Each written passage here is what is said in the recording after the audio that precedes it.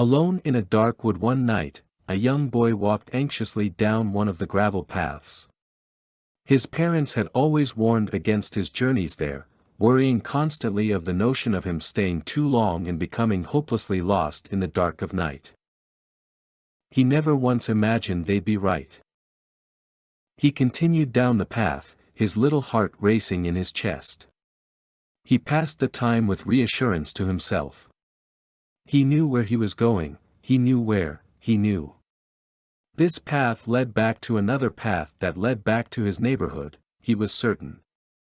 He only had a bit further to go, then there was a sign which would lead him back home.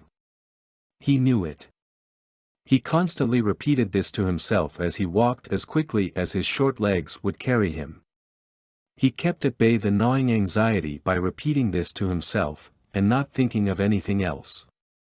He didn't need to, he knew this was the way. He ignored the thudding of his heart inside him. He wasn't lost. Suddenly the gravel path took a sharp turn left. Aha! He remembered this, it turned left just before the sign. He felt the relief come in a wave with the familiarity. He broke into a run around the turn and sprinted when he saw the sign, and nearly ran straight into it in his mad rush. His heart sank as he inspected it. How could this be happening? The only thing he could tell about his location was that he couldn't have been more wrong about where he thought he was. This sign was worn and filthy where the other was brand new, and whatever might have been written on it before was long gone. The path branched into 3 separate winding trails which all snaked off into the woods, with no sign of leading to any escape. Fresh tears streamed down his face and he struggled to breathe as he felt the darkness close more and more tightly around him. Thoughts of home, of dinner, his family, raced through his mind, making him ever more aware of the cold of the night here, and the icy grip on his heart tightened as he thought of his parents frantically searching for him. I need to get back, he resolved, breaking into a run down the nearest trail. The gravel crunched under him as he sprinted down the narrowing trail. He frantically begged in his mind to whatever may have been listening. Please let this be the right way, please let this be the right way.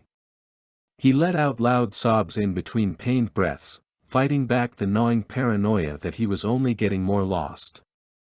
He shuddered in despair as the ever-narrowing gravel path turned to simple dirt beneath his feet, only getting narrower and narrower. He could hear the booming of his beating heart as if it were actually in his ears. I don't have time to get it wrong, he thought, please don't end, please don't. Suddenly, he felt the wind rush right out of him as his foot caught a root, pivoting him straight into the ground. He stood up, catching his breath, and opened his eyes. He was at the edge of a small clearing in the woods, though the surrounding canopy stretched far, covering much of it. From what minuscule starlight came through to the clearing, he could see that most of the clearing was covered in a large, thick bed of odd stones, while a small pond sat in the center. The boy's breathing slowed as he became curious of this clearing in spite of himself. When he noticed something else, it was completely silent here. Not the slightest peep came from the surrounding woods, and as he made to step into the clearing, he stopped as he felt the very sudden, very powerful feeling that he was not supposed to be here. He stood very still in the palpable silence, looking around the clearing as he tried to ignore his mounting anxiety. It's nothing, he told himself, but as if in response to that he felt the menace of the air grow tighter. Enough of this. He called out, "Hello." His anxiety rose steadily as he waited for an answer, trying to contain himself. But as the silence continued and no answer came, he felt himself begin to calm.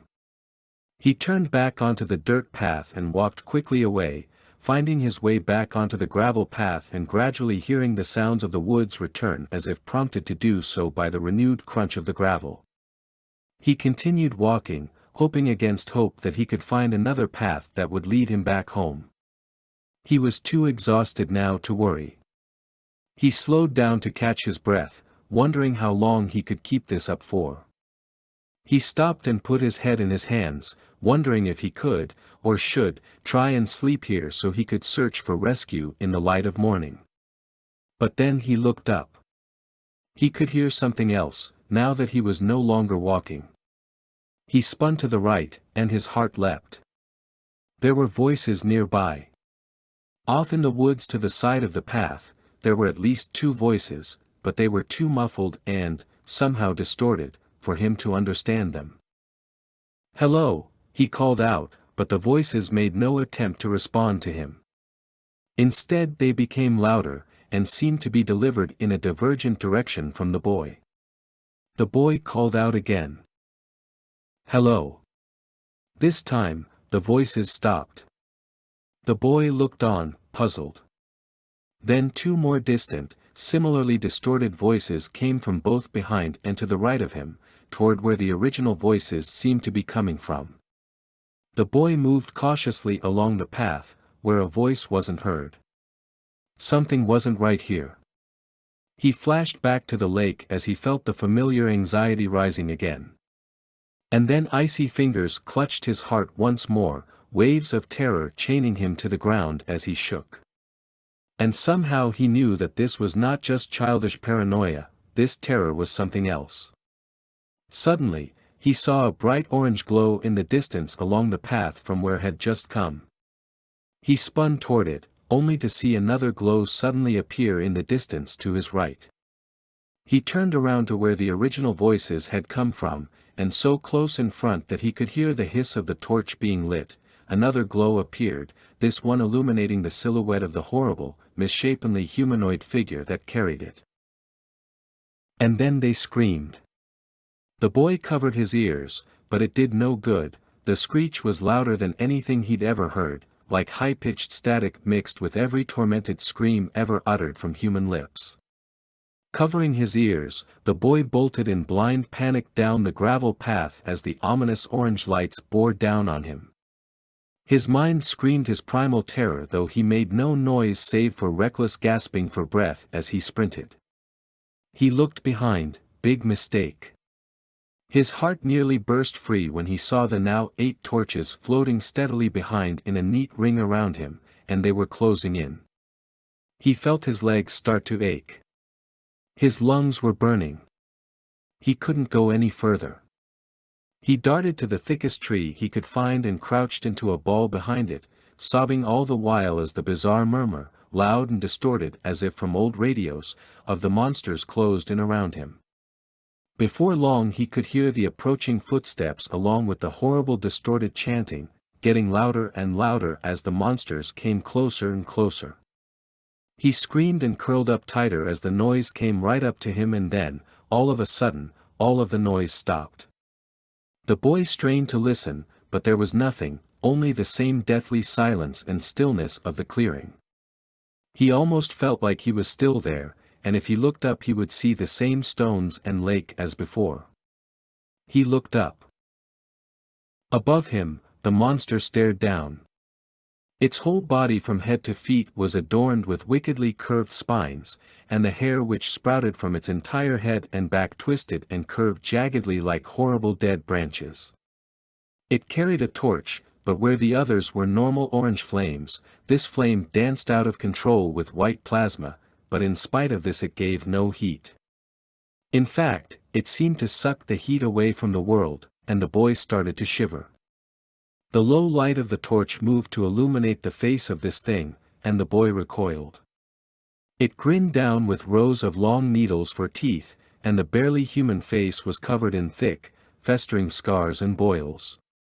But the worst of it were the eyes, which weighed down the boy more than the weight of the world. They had no pupils, only pale, milky white all over, yet they gazed with more intensity than any human eye ever could. They saw, and they hated. The monster reached to the boy's face. He tried to move, but suddenly felt exhausted, as if anesthetized. The talon bore a strange symbol glowing red, and when it touched the boy's forehead, it filled his entire body with such a cold that it burned. The boy writhed and tried to scream, but no sound came. And it was done.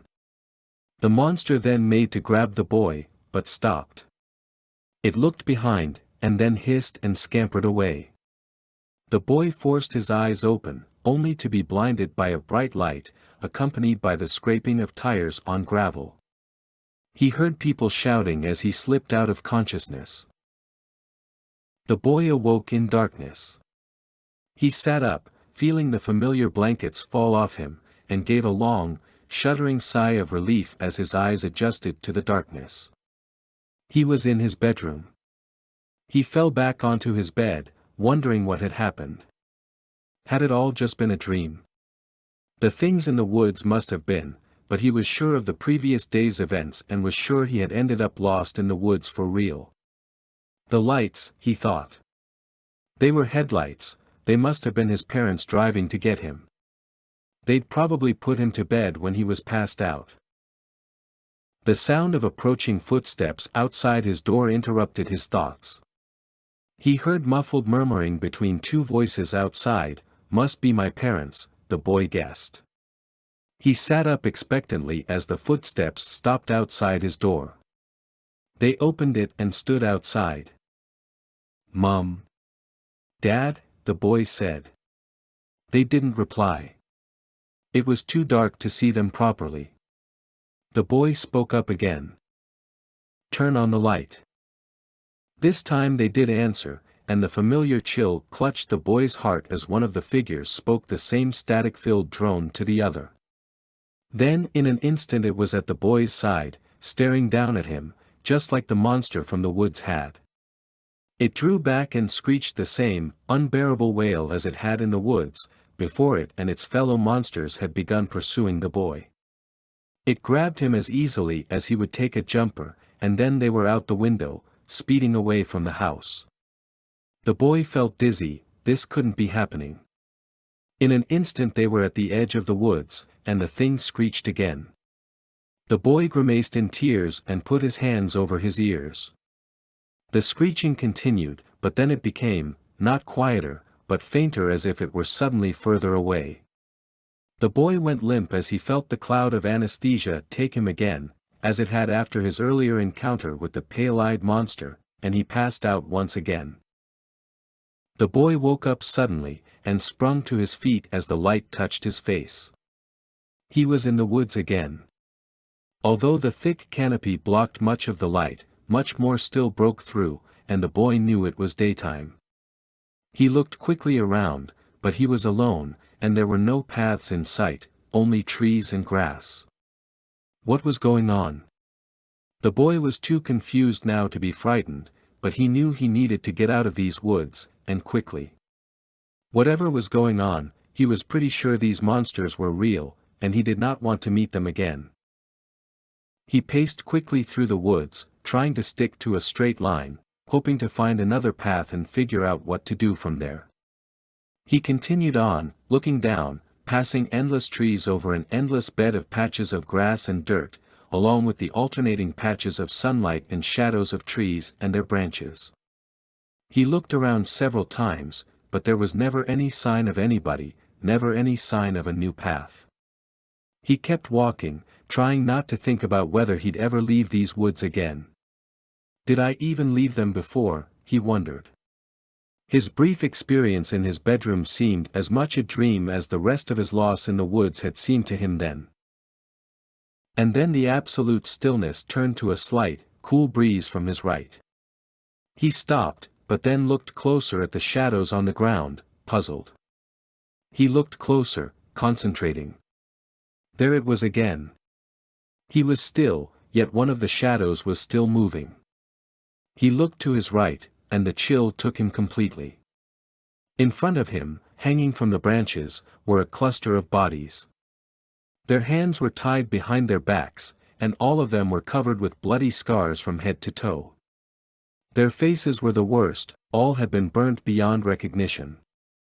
But even in spite of all this, and the boy's overwhelming desire to throw up at the scene, this was not what chilled him. Below the hanged corpses, mounted into the ground, was a torch. It offered no light in the presence of the low daylight entering the woods, and emanated a clear white plasma. And as the gentle, chilly breeze blew through it again, the boy knew that it had no heat, and instead sucked the heat from its surroundings. The boy felt the touch of the pale-eyed monster, trembling. Without a peep, he turned in the opposite direction and ran. He ran as fast as he could. The woods were starting to get thicker around him, but he made no attempt to change direction.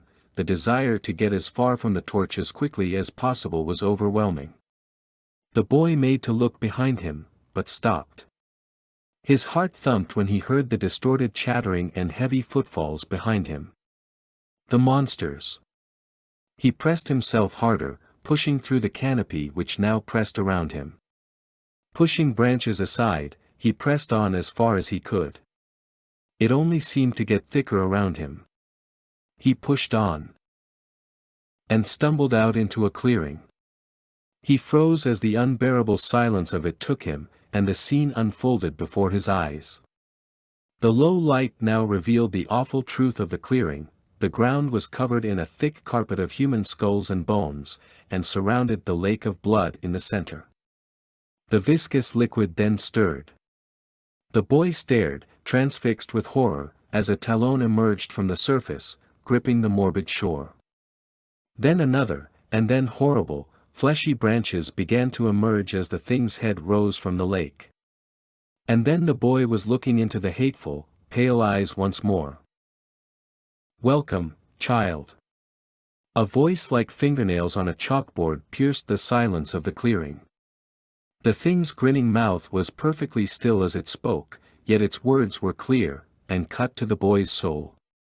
Tears welled in his eyes as he turned to run, but he found himself blocked by a row of masked figures.